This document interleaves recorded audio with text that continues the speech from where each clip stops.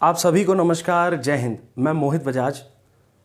आप सभी लोग इस समय फेसबुक, ट्विटर और इंस्टाग्राम पर चर्चाएं कर रहे हैं कि मेरा फेसबुक बंद हो जाएगा, मेरा इंस्टाग्राम बंद हो जाएगा और मेरा ट्विटर भी बंद हो जाएगा। भारत सरकार इसको बैन कर देगी और हम लोग अब यूज़ नहीं कर सकते। तो इस संदर्भ में मैं आपको आज कुछ अंतर्राष्ट्रीय कानून और भारत में जो आईटी के एक्ट यानी जो कानून बना हुआ है और इस संदर्भ में आखिरकार क्यों ये बात कही जा रही है कि ये बैन हो सकता है, साथ ही साथ ये भी बताऊंगा कि क्या बैन होना संभव है या नहीं है और इसके पीछे का रीज़न क्या है, कारण क्या है, आखिरकार ये बैन क्यों होने की बात उठी। तो फिलहाल सबसे पहली बात तो आप ये सुन लीजिए कि ये मुद्दा क्या है। दरअसल भारत सरकार ने इसी साल यानी 2021 में 25 फरवरी 2021 को फेसबुक, ट्विटर, इंस्टाग्राम समेत करीबन कई सारी सोशल मीडिया साइट्स को कहा था कुछ नियम की जानकारियों को साझा करने के लिए, साथ ही साथ जो उनके कुछ रूल्स हैं, जो उनके कुछ नियम हैं, उनका पालन करने के लिए। भारत सरकार ने इनको लिखित में ये आदेश दिए थे और जिन आदेश को पालन करने की जो सीमा थी वो 3 महीने थी। यानी अगर 25 फरवरी 2021 को दिया गया तो ठीक 3 महीने बाद यानी 25 मई 2021 को वो डेडलाइन समाप्त हो रही थी जो सरकार द्वारा दी गई थी। सरकार ने जो आदेश दिए थे वो आदेश ये थे, जिनमें सबसे पहला आदेश फेसबुक, ट्विटर और इंस्टाग्राम के लिए मैं आपको बताता हूँ।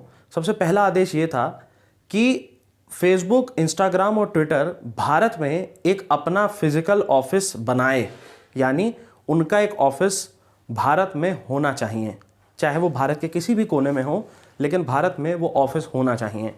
दूसरा, उसका एक ग्रीवेंस सेल होना चाहिए। ग्रीवेंस का मतलब होता है कि अगर किसी की कोई, ग्रीवेंसेस भी बोलते हैं इसे, कि अगर किसी की कोई समस्याएं हैं, किसी की कोई कंप्लेन है तो वो कहाँ दे। हम और आप लगभग देखते हैं कि फेसबुक, ट्विटर से कम्युनिकेट करना कितना टिपिकल है। लोगों को ना तो डायरेक्ट कोई नंबर है, ना ही इन लोगों की डायरेक्ट कोई मेल आईडी है। इन लोगों से कम्युनिकेट करने पे इतना सारा सिस्टम और इतने सारे प्रोसेसेस ये लोग बता देते हैं कि वहाँ तक कम्युनिकेट करना एक टिपिकल टास्क होता है एक आम आदमी के लिए।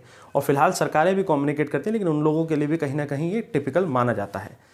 अब फिलहाल मुद्दा ये है, सरकार ने कहा था कि एक इनका फिजिकल ऑफिस हो। सरकार ने कहा था कि साथ ही साथ एक ग्रीवेंस ऑफिसर भी बनाया जाए जो इन सारी समस्याओं को सुने, और वो समस्याओं सुनने के लिए वो इंसान भारत का ही होना चाहिए, वो व्यक्ति भारत में ही बैठा होना चाहिए। ऐसा ना हो कि आपने एक ऑफिसर नियुक्त कर दिया, में है सेंट एना डेकेटा में है, या अमेरिका के किसी कोने में है, कैलिफोर्निया में है, या किसी अन्य प्रदेश में या देश में कहीं पर है। फिलहाल ये देश में ही मौजूद होना चाहिए जो इनका सेल है। साथ ही साथ कोई भी अगर कंप्लेन की जा रही है तो उस कंप्लेन का समाधान मात्र और मात्र 15 दिनों के अंदर होना चाहिए। 15 दिन के अंदर वो उसकी रिपोर्ट दें। अगर किसी ने कोई आपत्तिजनक पोस्ट कर दी है, कोई आपत्तिजनक वीडियो है या कोई भी उससे रिलेटेड समस्याएं हैं, तो उसको 24 घंटे के अंदर उस सोशल मीडिया को डिलीट करना होगा। ये तो रहे थे जो सरकार ने नियम इन लोगों को बताए। अब इन 3 लोग, जो 3 सबसे पॉपुलर सोशल मीडिया की वेबसाइट्स हैं, सोशल मीडिया की साइट्स हैं, जिनमें पहला फेसबुक है, दूसरा व्हाट्सअप है और तीसरा इंस्टाग्राम है।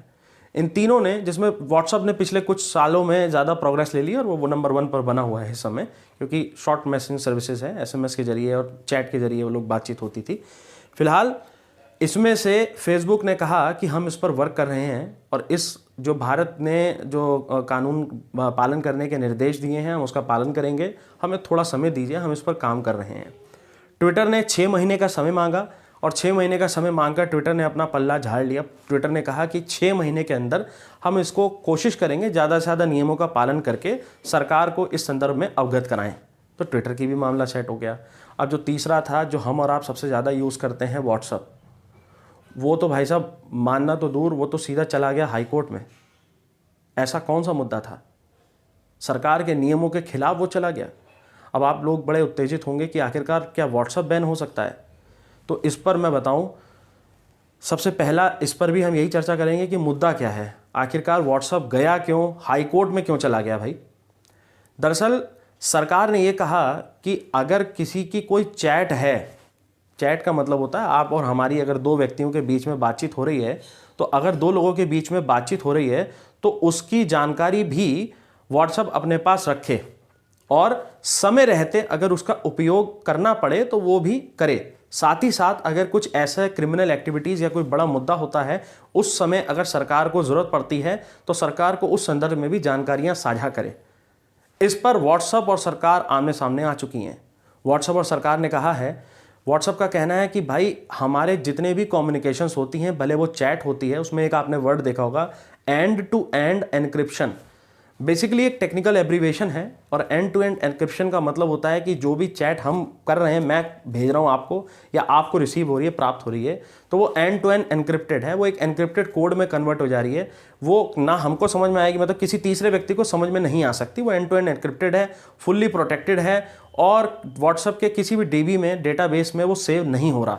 वो अगर सेव भी हो रहा है तो वो सिर्फ एनक्रिप्टेड फॉर्मेट में सेव हो रहा है। रियल मैसेज क्या भेजा जा रहा है, किस तरीके से भेजा जा रहा है, इस पर व्हाट्सएप किसी भी प्रकार की चीज़ों को सेव अपने पास नहीं करता है।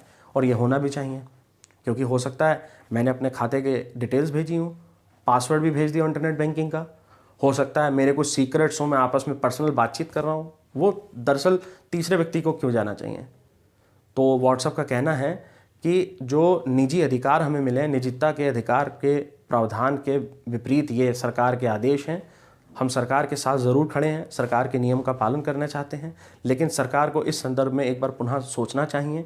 और हम भी ये बात बोलेंगे कि कहीं ना कहीं सरकार को इस संदर्भ में फ़ायदा होता तो दिखाई दे रहा है। एक केस स्टडी मैं आपको बताता हूँ।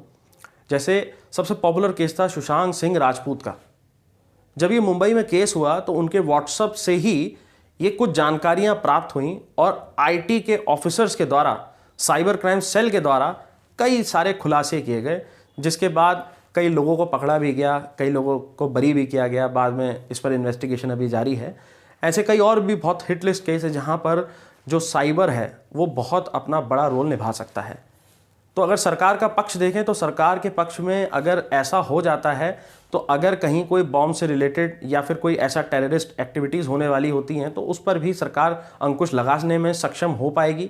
लेकिन अगर प्राइवेसी की बात करें तो कहीं ना कहीं व्हाट्सएप भी सही है, प्राइवेसी का वायलेशन तो होगा ही, क्योंकि ऐसा ना हो कि पता चला हम और आपकी बात भी साझा हो रही है या वहाँ तक पहुँच रही है। तो इस बारे में एक बार चर्चा ज़रूर करनी चाहिए। फिलहाल ये तो रहा पहला मुद्दा कि ये पूरा मामला क्या था। अब मैं आपको दूसरी बात बता दूं कि क्या फेसबुक, व्हाट्सएप और इंस्टाग्राम बैन हो सकता है। तो इसका जवाब सीधा सीधा है कि बिल्कुल बिल्कुल बैन हो सकता है। और मैं आपको बता दूं, ये मेरा प्रेडिक्शन है, आने वाले समय में ये बैन ज़रूर होगा, भले सीमित समय के लिए हो, लेकिन ये 100% बैन होगा। इसको आप लिखित में ले लीजिए, ये 100% बैन होगा ही होगा। क्यों होगा उसका कारण जानिए।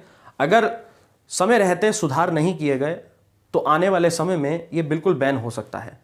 आपको याद होगा पिछले कुछ वर्षों में भारत में ऑनलाइन फेक न्यूज़ का प्रचलन काफ़ी ज़्यादा पॉपुलर हो चुका है। लास्ट कुछ समय से फेसबुक पर आप देख रहे हैं रॉन्ग इन्फॉर्मेशन शेयर की जाती है। कभी शक्तिमान वाले जो खन्ना साहब हैं उनको मार दिया जाता है, मुकेश खन्ना, उनको डेथ घोषित कर दिया जाता है कि भाई मृत हो गए वो। कभी बता दिया जाता है CA और NRC से संबंधित कोई अलग हिंसा फैलाने की कोशिश की जाती है। कभी किसी अन्य प्रकार की भ्रामक खबरें फैलाने की कोशिश की जाती है, जिनकी बाद में जब जानकारी प्राप्त की जाती है तो पता चलता है कि ये सारी इन्फॉर्मेशंस फेक थी, गलत थी। वहाँ के निजी थाने को आना पड़ता है, चौकी को आना पड़ता है और जो कमिश्नरेट लगा होता है उनको आना पड़ता है सामने और रिटन में देना पड़ता है कि भाई साहब ये फेक खबर है, क्यों आप इसको फॉलो कर रहे हैं। तो इस तरीके के काफ़ी सारे प्रकरण देखने को मिले हैं। आपको बता दूं कि सिर्फ भारत ही नहीं, तकरीबन 28 देशों ने व्हाट्सएप और फेसबुक जैसे सोशल मीडियाज़ को बैन कर रखा है। और अगर इस तरीके की रॉन्ग इन्फॉर्मेशंस, इस तरीके की भ्रामक खबरें, इस तरीके की फेक न्यूज़ का प्रचलन लगातार जारी रहा तो फिर यकीन मानिए आने वाले समय में फेसबुक और व्हाट्सएप बैन ज़रूर होगा। और अगर आप कोई रॉन्ग इन्फॉर्मेशन साझा करते हैं तो भारत के दंड प्रक्रिया के अनुसार, यानी जो भारतीय संविधान है उसमें IT एक्ट 2000 है, के अनुसार आप पर 67A के अनुसार आप पर कार्रवाई सुनिश्चित की जाती है। अन्य भी इसमें सेक्शंस हैं, वो डिपेंड करता है आपने किस तरीके का पोस्ट किया है, क्या किया है, तो उस तरीके से आपके ऊपर प्रावधान के अनुसार आप पर विधिवत कार्रवाई होती है। और आजकल तो सोशल मीडिया पर अगर कोरोना के समय में आप लोग कोई भ्रामक खबर फैला रहे हैं तो महामारी के संबंधित है तो महामारी एक्ट धारा 188 भी उस पर लागू हो जाती है। और अगर कहीं हिंसात्मक कार्रवाई हो रही है, हिंसा फैल रही है, शांति भंग है, तो उसमें धारा 151 भी लागू हो जाती है। तो इस तरीके के भारत में कई सारे रूल्स एंड रेगुलेशंस उस पर एप्लीकेबल हो जाते हैं और आप एक छोटी सी पोस्ट से जेल में जा सकते हैं।